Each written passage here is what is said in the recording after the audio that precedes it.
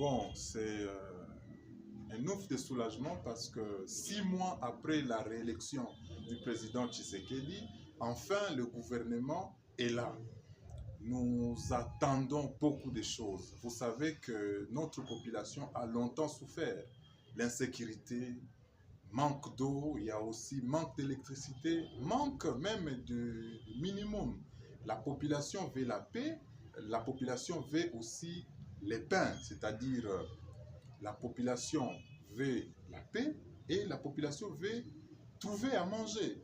Et c'est comme ça que le président Tshisekedi nous avait présenté des ennemis de la RDC. Les ennemis de la RDC, c'est l'insécurité et la pauvreté. Je crois que la vision du chef de l'État, celle de donner le sourire au peuple congolais, de résoudre le problème du peuple congolais, sera cette fois-ci prise en compte par cette équipe gouvernementale qui vient d'être mise en œuvre par le président Tshisekedi. Nous espérons que, comme il y a de nouvelles figures, il y aura aussi une nouvelle énergie, un nouveau vent qui va souffler pour travailler en faveur de la population. Voilà tout ce que nous espérons. La population a vraiment souffert. Nous manquons de routes pour quitter Goma, arriver au Walikale. C'est tout un problème. Il faut faire peut-être une semaine en cours de route pour arriver à Walikale. Pour quitter Goma, arriver à Bukavu, c'est vraiment un problème. Vous voyez que Rutshuru et Masisi, plusieurs localités sont dans le main du M23 et donc il est grand temps que cette équipe puisse se mettre au travail pour résoudre les problèmes des Congolais. Voilà tout ce que nous...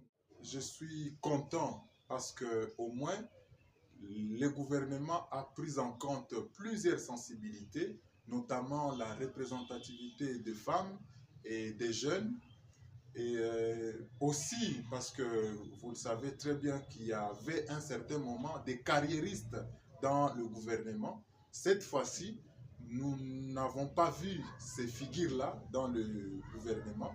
Et donc, c'est déjà bon. Mais nous ne nous tenons pas seulement sur ces critères-là, de voir les femmes et les jeunes. Nous voyons plus la compétence.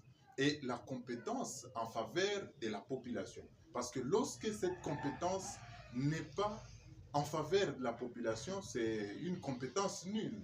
Donc, que vous soyez femme, que vous soyez jeune, que vous soyez homme, que vous soyez membre d'un parti politique, aussitôt que vous êtes membre du gouvernement, vous servez, vous êtes appelé à servir toute la population.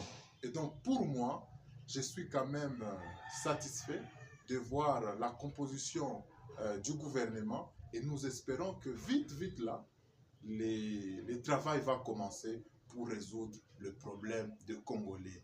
Vous êtes au ministère des Affaires étrangères, travaillez, faites la diplomatie pour que la paix soit rétablie en République démocratique du Congo. Vous êtes au ministère de la Défense, il faut que vous puissiez travailler pour que la paix, cette fois-ci, soit une réalité en République démocratique du Congo.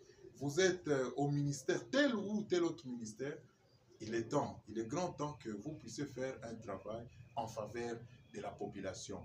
Pour moi, je ne peux que féliciter cette équipe et souhaiter bonne chance et bon travail pour que cette fois-ci, le président Tshisekedi, son nom puisse intégrer dans les annales de la République démocratique du Congo en tant que père bâtisseur. Et c'est le Congo qui va gagner. Il nous a dit lui-même que ce mandat est inscrit, ce deuxième mandat et son dernier mandat est inscrit dans la logique de ne plus revoir les erreurs du passé. Et nous espérons que ces erreurs du passé, nous ne les verrons plus.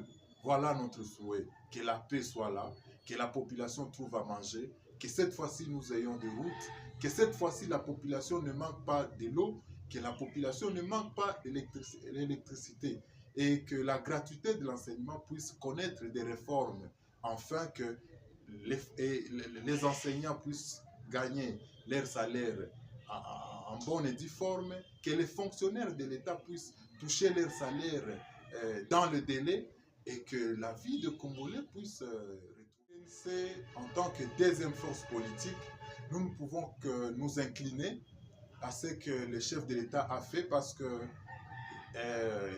c'est son pouvoir discrétionnel de nommer les ministres parce que les ministres sont des collaborateurs du Premier ministre, sont aussi les collaborateurs du président de la République en tant que chef politique de l'exécutif.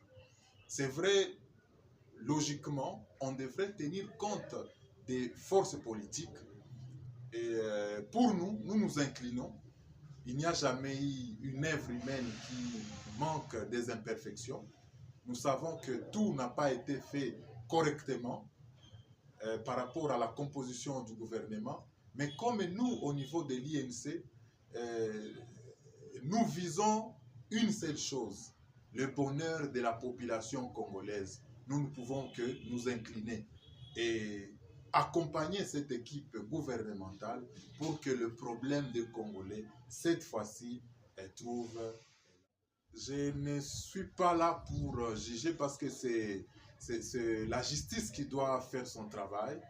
Et si peut-être il y a quelques ministres qui ont été accusés de détournement, c'est tout ce que je venais de dire ici. Le président nous a déjà donné sa vision. Sa vision pour ce deuxième et dernier mandat, c'est de ne plus revoir les erreurs du passé. Les erreurs du passé, c'est le détournement.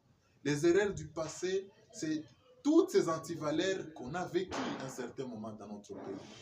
Je pense que pour accompagner le chef de l'État, il faut s'inscrire dans sa vision.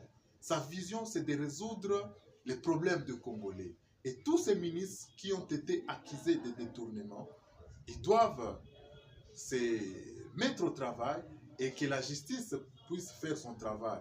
Je n'ai pas beaucoup d'éléments pour pointer tel ou tel autre ministre, mais je pense que la justice peut faire quand même son travail. Mais quand même, nous, au niveau de l'INC, nous avons accueilli le gouvernement à bras ouverts et nous accompagnons et nous allons accompagner cette équipe gouvernementale afin de trouver quiétude aux problèmes de Congolais, notamment l'insécurité et le manque à manger dans le minimum, les besoins primaires de la population.